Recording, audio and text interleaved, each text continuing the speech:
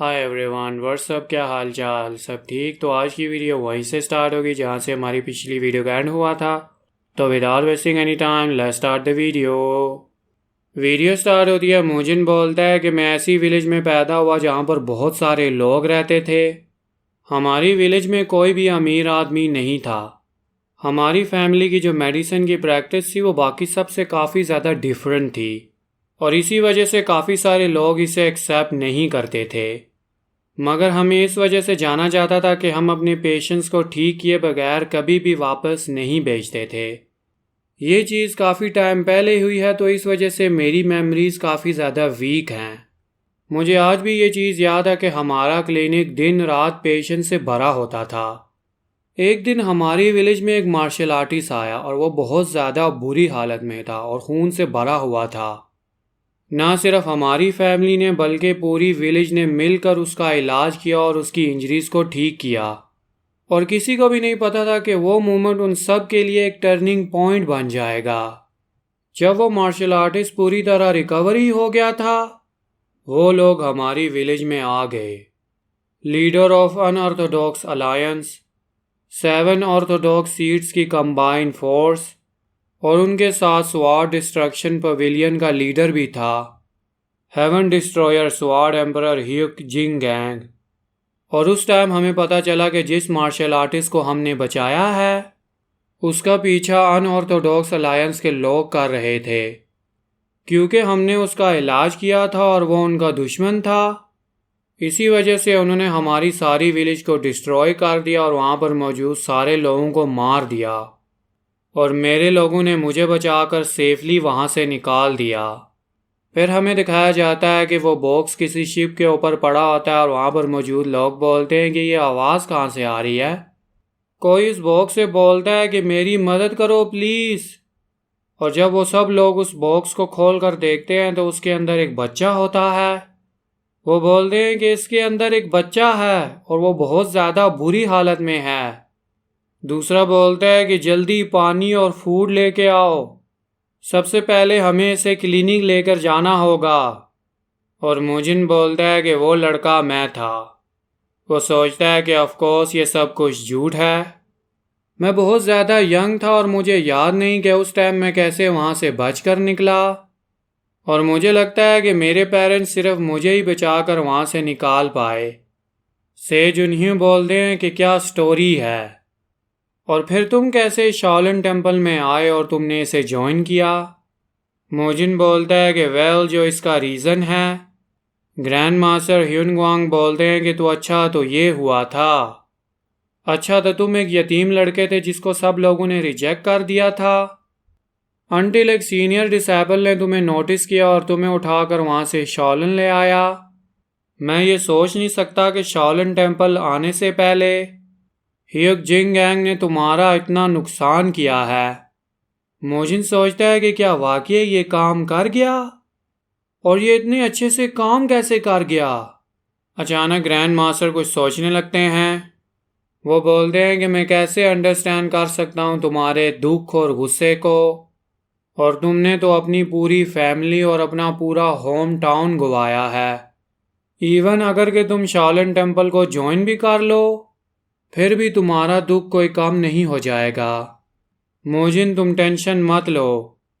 Indeed अगर मैं इसमें इन्वॉल्व ना भी हूँ, उस बंदे ने इतने ज़्यादा ग्रज बना रखे हैं कि उसको कोई भी मार सकता है। से जुन्ह्यू बोलते हैं कि वो कहावत है ना कि हेवन का जो नेट है वो बहुत बड़ा और हर जगह फैला हुआ है, इसके अंदर से कोई भी नहीं बच सकता।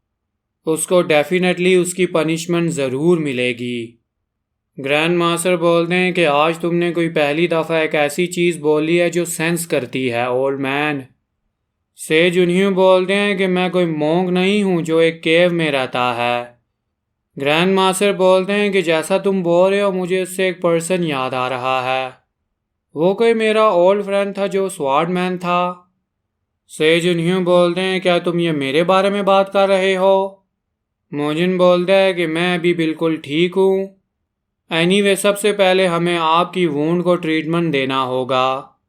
वो सोचता है कि अगर ये और ज़्यादा ख़राब हो गई, इसे ट्रीट करना बहुत ज़्यादा हार्ड होगा।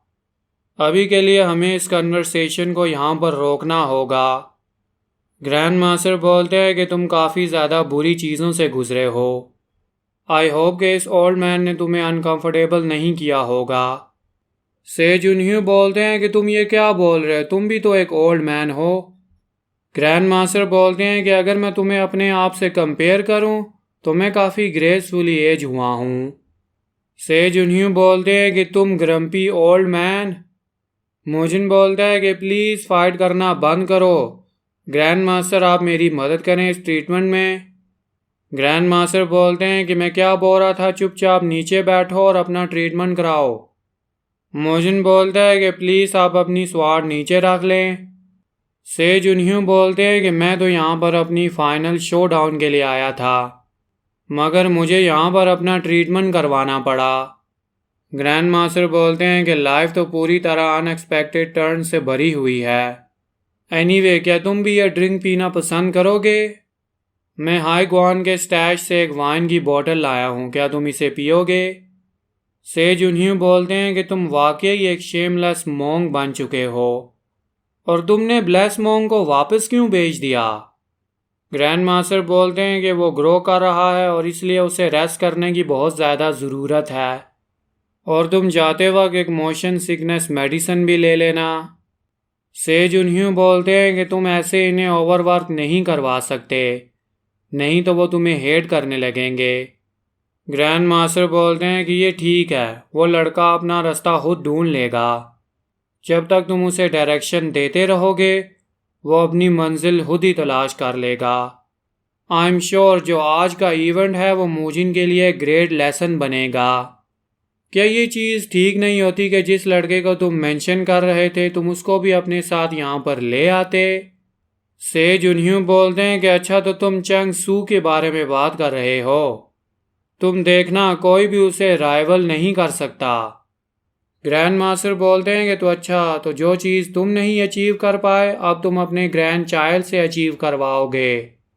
बूढ़े लोगों की ये सबसे ज़्यादा डिसग्रेसफुल थिंग है जो ये अपने आगे वाली जनरेशन से करवाते हैं।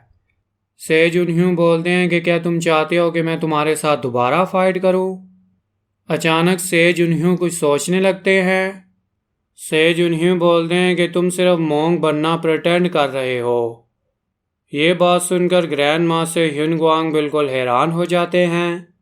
किस तरह का रिग्रेट तुम्हें डिले कर रहा है उस अपॉर्चुनिटी को ग्रैब करने में? ग्रैंड मास्टर बोलते हैं कि अभी एनलाइटमेंट को हासिल करने का टाइम नहीं आया। आई थिंक मेरे पास अभी 5 और साल हैं। से जुनह्यू बोलते हैं कि इस तरह तो नहीं है कि मैं तुम्हें 1-2 दिन के लिए जानता हूँ, मैं तुम्हें काफ़ी टाइम से और काफ़ी अच्छे से जानता हूँ। मुझे नहीं लगता कि तुम उनको सिर्फ ग्रो होते हुए देखने के लिए यहाँ पर रुके हुए हो। मुझे तो लगता है कि कोई और रीज़न है। ग्रैंड मास्टर बोलते हैं कि खून की महक इस पूरी हवा को भर रही है। ये पहले से भी बहुत ज़्यादा इंटेंस है, मैं इसे फील कर सकता हूँ। वो अपनी ताकत को फिर से गैदर कर रहे हैं हम पर दोबारा हमला करने के लिए। मैं अपने आप को कैसे जाने दे सकता हूँ जब मुझे टेंशन हो अपने चिल्ड्रंस के फ्यूचर के बारे में। अभी हमारे पास काफ़ी सारा टाइम पड़ा है। मेरी हद में जो भी कुछ होगा मैं वो करूँगा ताकि जो मेरी नेक्स्ट जनरेशन है वो सरवाइव कर सके। बेटर वर्ल्ड को क्रिएट करने का रोल हमेशा यंगर जनरेशन का ही होता है, मगर जो हमारी जनरेशन है उनका काम उनके लिए रास्ता बनाना है। क्या वो लड़का चंग सू तुम्हारे लिए भी इतना ही इम्पोर्टेंट है ना? फिर से जुनह्यू अपने हाथ को देखने लगते हैं और उनका हाथ बहुत ज़्यादा कांप रहा होता है। हे मोंग, क्या तुम मेरे लिए एक फेवर कर सकते हो? क्या तुम हमें शाओलिन टेम्पल के कुछ डिसाइपल दे सकते हो? ग्रैंड मास्टर बोलते हैं कि हमारे डिसाइपल? से जुनह्यू बोलते हैं कि आई गेस तुम ठीक ही बोल रहे हो कि हमारी ड्यूटी है कि हम इस वर्ल्ड को अपनी नेक्स्ट जनरेशन को पास करें, और इसे पूरा करने के लिए हम सबको ताकतवर होना होगा और हमारी वुदांग सीड को और ज़्यादा ग्रो होना होगा। अबोध बोलते हैं कि मार्शल आर्ट एक्सचेंज, वो भी स्ट्रॉन्गेस्ट सीड वुदांग के साथ? मैं इस चीज़ के लिए एग्री हूँ। और अगर हम वहाँ पर अपने एक्सरसाइज मेथड के साथ जाते हैं, और इस वजह से मोजिन को डेफिनेटली इसे अटेंड करना होगा, और इसीलिए इसको अपने साथ कंपेनियन भी चाहिए होंगे जो इसके साथ जाएं। ग्रैंड मास्टर बोलते हैं कि सिंस ये मार्शल आर्ट एक्सचेंज है और ये चीज़ हमारे डिसेबल के लिए काफ़ी ज़्यादा अच्छी होगी, और मेरे माइंड में 3 यंग डिसेबल आ रहे हैं। अबोध बोलते हैं कि वो है कौन, और जो इन सब का इंचार्ज होगा वो हाईगुल होगा, और 3rd क्लास डिसेबल मोयल, मो गैंग, मो क्यों के बारे में तुम क्या सोचते हो। अबोध बोलते हैं कि साउंड ग्रेट, सिंस वो लाइट बॉडी टेक्निक की ट्रेनिंग भी कर रहे हैं, इसी वजह से उनको सब लोग काफ़ी अच्छे से देख रहे हैं। अगर ये सब डिसेबल हमें रिप्रेजेंट करेंगे तो मैं इन्हें ट्रस्ट कर सकता हूँ। अचानक ग्रैंड मास्टर ह्यून ग्वांग अपना हाथ आगे लाकर कुछ मांगने लगते हैं। अबोध बोलते हैं कि ग्रैंड मास्टर आपने अपना हाथ इस तरह आगे क्यों लाया हुआ है। ग्रैंड मास्टर बोलते हैं कि मैं तुमसे कुछ मांगना चाहता हूँ। अबोध बोलते हैं कि आपका मतलब क्या है। ग्रैंड मास्टर बोलते हैं कि तुम्हें पता है कि मुझे क्या चाहिए। सिंस वो तीनों लड़के वुदांग सीट जा रहे हैं, इसीलिए हमें उन्हें लेज़र रिवाइटलाइजेशन पिल के साथ भेजना चाहिए। सिंस वो काफ़ी हार्श ट्रेनिंग से गुजरे हैं, और अगर हमने उनकी मदद नहीं की तो वो अपना कॉन्फिडेंस वुदांग सीट के डिसेबल के सामने लूज़ कर देंगे। अबोध ये बात सुनकर बिल्कुल खामोश रहते हैं। वो सोचते हैं कि मुझे पक्का पता है कि ग्रैंड मास्टर ने ये सब कुछ एडवांस में प्लान किया था। आफ्टर रिवाइटलाइजेशन पिल के इंसिडेंट के बाद अबोध ह्यूनचुन ने डिसाइड किया कि अब वो और ज़्यादा नहीं सोचेंगे। मोजिन बोलता है कि क्या सब ने लेज़र रिवाइटलाइजेशन पिल को प्रॉपरली अब्जॉर्व कर लिया। मोयुल बोलता है कि मोंग हाईगुल ने मेरी काफ़ी ज़्यादा मदद की है। मूगेंग बोलता है कि मोर और लेस हमने कर ही दिया। मोजिन बोलता है कि मुझे नहीं पता था कि आप हमारे साथ जाएंगे। प्लीज़ इस बार भी आप हमारा ख्याल रखना, जैसे आपने क्रेन स्ट्राइक के लेसन के दौरान किया था। मोंग हाईगुल बोलते हैं कि इसमें काफ़ी ज़्यादा मज़ा आएगा। वो बोलते हैं कि वुदांग सीट को भी कंसीडर किया जाता है one of the northern star, जैसे हमारे शाओलिन टेम्पल को किया जाता है, सिंस हम वहाँ पर सीखने के लिए जा रहे हैं। इसीलिए हमें अपने शाओलिन टेम्पल के नेम को डूबने नहीं देना। मोजिन बोलता है कि ओह वो आ गए यहाँ पर। वो लोग बोलते हैं कि हम हेवनली मर्चेंट गिल्ड से आए हैं, हम वो सब आइटम लेकर आए हैं जिसकी आपने रिक्वेस्ट की थी। मोजिन बोलता है कि थैंक यू। मोजिन बोलता है कि मार्शल आर्ट एक्सचेंज हमारा मेन गोल है। मुझे लगा कि ये चीज़ें हमारी ज़रूर मदद करेंगी। इक्विपमेंट और फिज़िकल कंडीशन बहुत ज़्यादा इम्पोर्टेंट है शाओलिन टेम्पल की ट्रेनिंग में, और हमारे जो पुराने इक्विपमेंट हैं वो काफ़ी ज़्यादा ओल्ड हो चुके हैं। इसलिए मैंने आप सब के लिए न्यू इक्विपमेंट प्रिपेयर करवाए हैं। दूसरे बोलते हैं कि सीरियसली क्या तुम ट्रेनिंग से एडिक्ट हो। मोयुल बोलता है कि वाह यहाँ पर बहुत सारे हैं। मोयुल बोलता है कि तुम वाकई एक भी दिन मसल को लूज़ नहीं करना चाहते। मोजिन बोलता है कि यस, हर रोज़ ट्रेनिंग करना ही तो शाओलिन टेम्पल के ट्रू डिसेबल का काम है। क्या ये वही नहीं जिसने क्रेन को पकड़ा था, वो भी मोयुल के लिए, और बाद में इसको परफॉर्मेंस आर्ट बना दिया। अगर ये ट्रेनिंग के लिए है फिर इसमें काफ़ी ज़्यादा मज़ा आएगा। मोंग हाईगुल बोलते हैं कि सिंस हम इतने दूर आ ही चुके हैं, चलो एक फ़न चीज़ करते हैं वुदांग सीट जाते हुए। मोक्युंग बोलता है कि किस तरह का फ़न। मोयुल बोलता है कि आई लव फन स्टफ। मोगेंग बोलता है कि क्या आप उस चीज़ के बारे में बात तो नहीं कर रहे। सब लोग इस चीज़ को फील कर सकते हैं, सिर्फ उस नाइव मार्शल आर्टिस्ट के।